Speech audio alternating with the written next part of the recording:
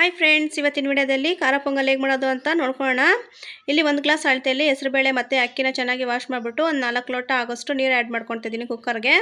ರುಚಿಗೆ ಉಪ್ಪು ಮತ್ತು ಅರಿಶಿನ ಪುಡಿ, ಸ್ವಲ್ಪ 1 ಟೇಬಲ್ ಸ್ಪೂನ್ ಆಗೋಷ್ಟು ಎಣ್ಣೆನ ಹಾಕ್ಕೊಂಡು ಕುಕ್ಕರ್ನ ಕ್ಲೋಸ್ ಮಾಡಿ 2 ವಿಸಿಲ್ ಬರಬೇಕು.